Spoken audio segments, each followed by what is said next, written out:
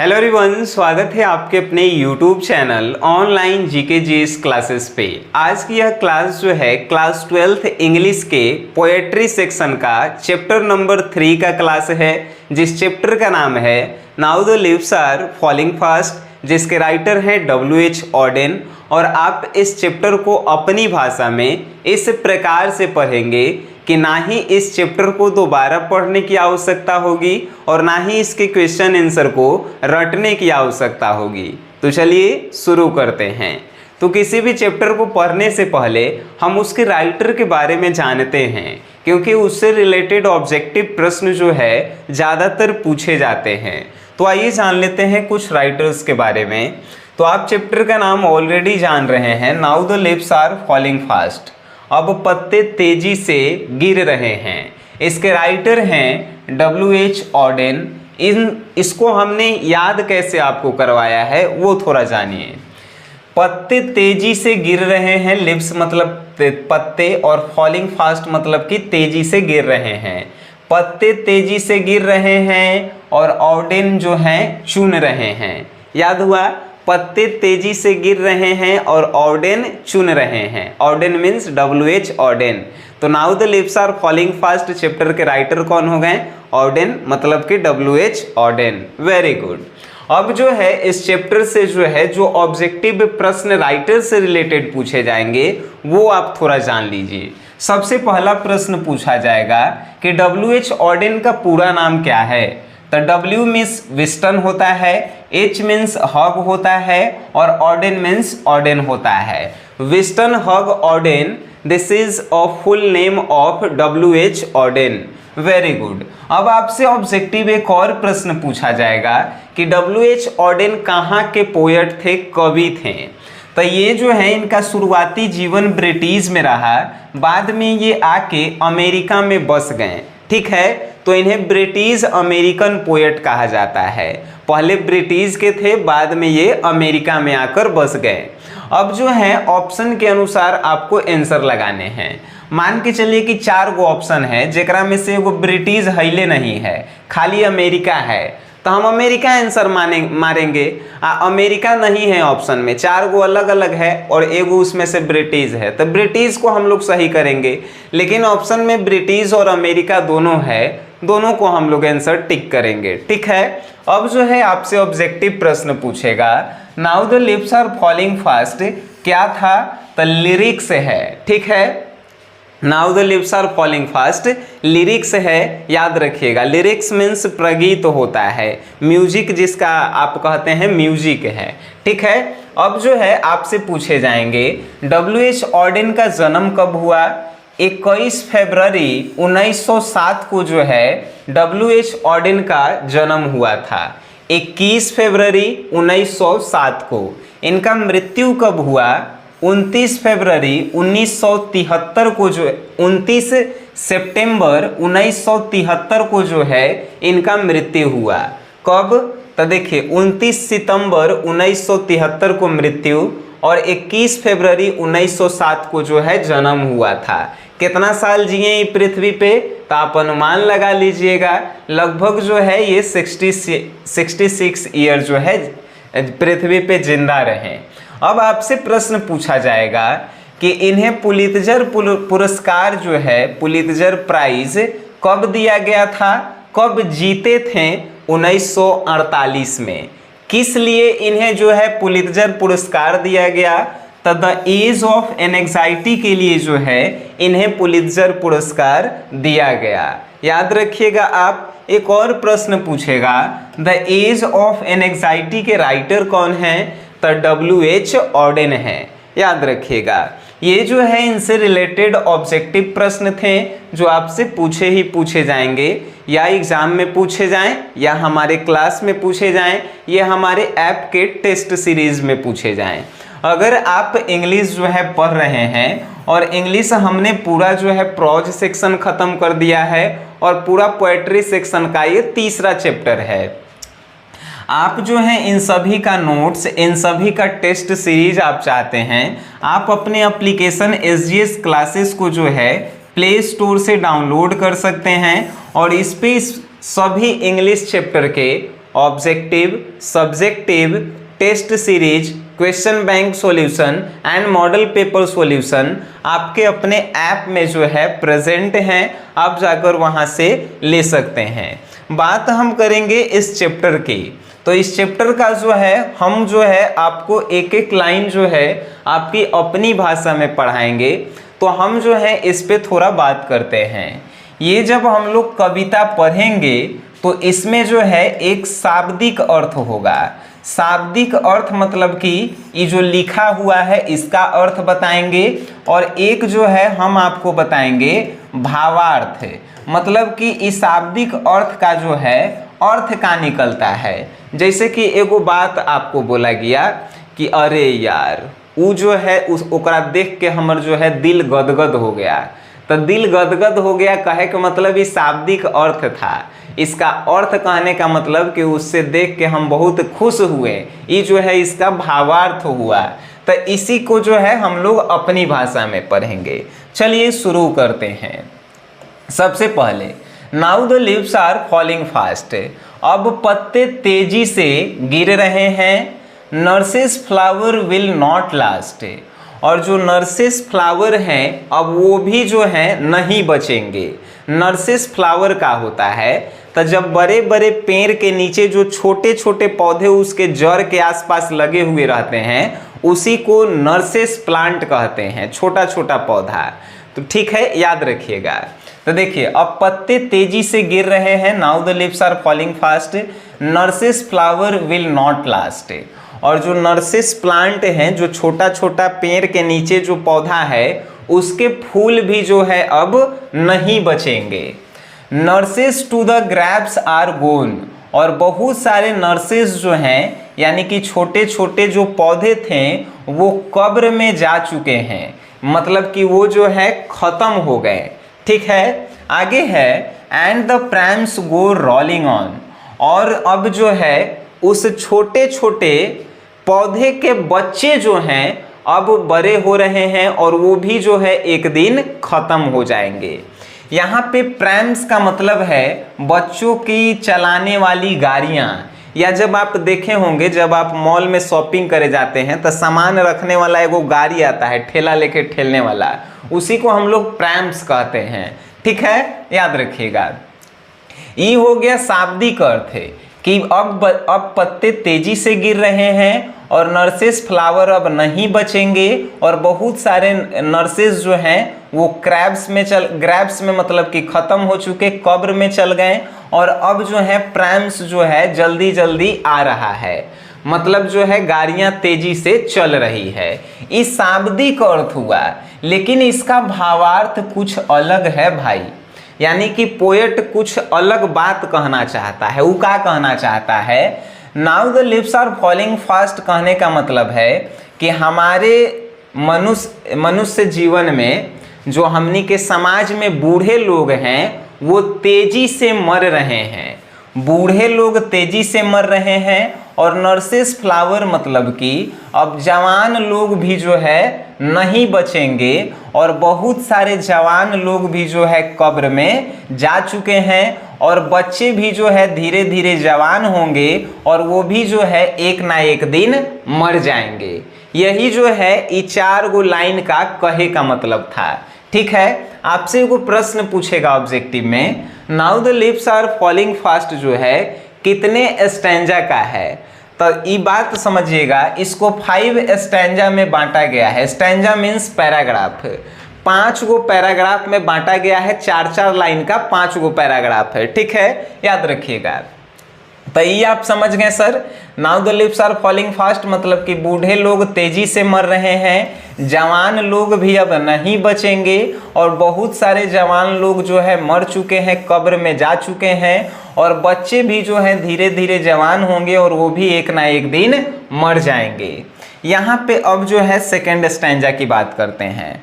Whispering नेबोस left and right, हमारे बाएं और दाएं तरफ जो है चुंगली करने वाले पड़ोसी जो है उपस्थित हैं। Pluck us from the real delight, जो हमारी वास्तविक खुशियां को हमसे छीन लेते हैं। And the active hand must freeze, और हमारे जो फुर्तीले हाथ हैं उसको ठंडा कर देते हैं। लॉनली ऑन द सेपरेट नीज, और ये फुर्तीले हाथ जो है आखिरकार ठंडा होके हमारे घुटनों पर जाकर का हो जाते हैं, तब बैठ जाते हैं। अब इसका जो शाब्दिक अर्थ हमने बताया, लेकिन इसका भावार्थ अलग है। यहाँ पे कहा जा रहा है कि जब हम लोग मृत्यु के अंतिम समय में होते हैं, मतलब कि मरने वाले होते हैं, तो हमारे आसपास यमराज घूमते रहते हैं। विस्परिंग नेबर्स का मतलब यहाँ पे पोएट यमराज कह रहे हैं, ठीक है।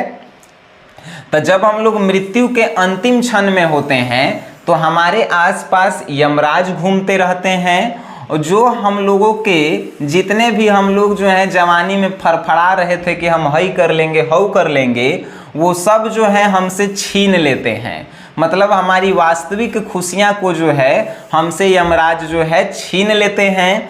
एंड द एक्टिव हैंड से, और हम लोग जो जिंदा में ये हाथ से सब कुछ करते थे, वो हाथ जो है मरला के बाद आदमी आपका कहाँ रख देता है, घुटना पे रख देता है। देखिएगा जब आदमी मर जाता है तो ओकर हाथ जो है एकदम सीधा करके एकदम ऐसे नीचे ओकर घुटना पे रख देवल जाता है। देखिएगा कोनो मरल आदमी के, ठीक है। यही जो है ये लाइन पूरा कह रहा था। यहाँ तक आप समझें कि नहीं समझे?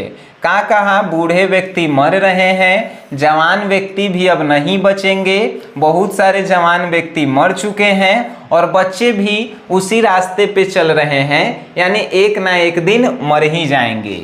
यहाँ पे जब हम लोग मरने की अंतिम समय में होते हैं तो हमारे आसपास यमराज घूमते हैं, जो हमारे जीवन की वास्तविक खुशियाँ को छीन लेते हैं, और हमारे जो फुर्तीले हाथ थे वो ठंडे पड़ चुके हैं, और हमारे हाथ जो है अब ठंडे पड़ के हमारे घुटने पर आ चुके हैं, ठीक है। अब जो है ये थर्ड स्टैंजा की हम लोग बात करते हैं। बड़ी जो है अंदरूनी बात जो है कवि कहते हैं कि एक ना एक दिन मनुष्यों को मरना है, तो काहे ला बिना मतलब के जो है मनुष्य जान देले है कमाए के पीछे, है कि नहीं। आइए थर्ड स्टैंजा।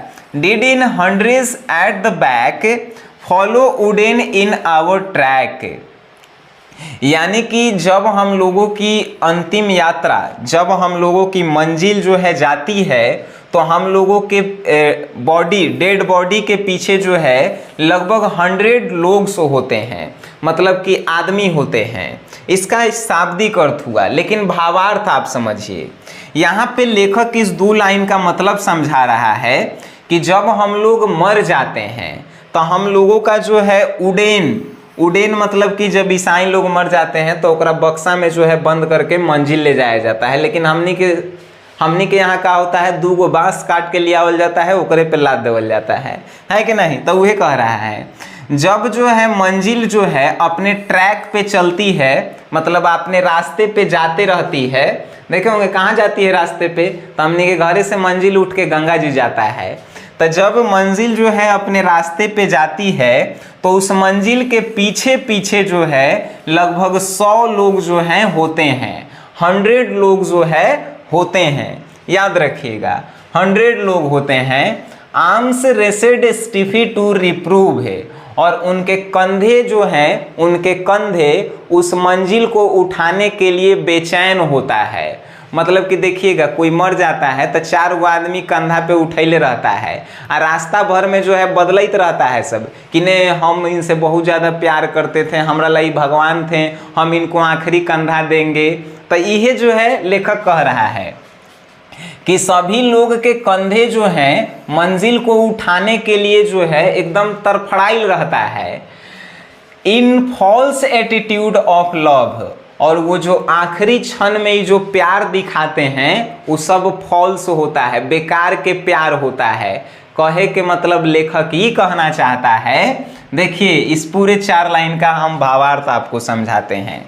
जब आपकी अंतिम यात्रा जो है अपने ट्रैक पे जाती है तो आपके पीछे जो है आपके मृत्यु डेड बॉडी के पीछे 100 लोग होते हैं, और उस 100 लोग के कंधे जो है आपको उठाने के लिए बेचैन रहते हैं, लेकिन वो सिर्फ दिखावटी होता है, कोई आपसे वास्तविक प्यार नहीं करता है। काहे सब जानता है मर गई ठीक हो लई। यह जो है लेखक कहना चाहता है। यहाँ पे फोर्थ स्टैंजा की हम लोग बात करते हैं। आइए, starving through the leafless wood, trolls run scolding for their food.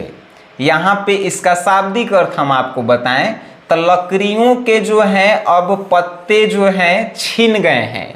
जो जंगल के जो है लकड़ी, वुड मीन्स लकड़ी, तो लकड़ियों के पत्ते जो हैं अब छिन गए हैं और सभी लकड़ियां जो हैं अब भूखी हो गई है।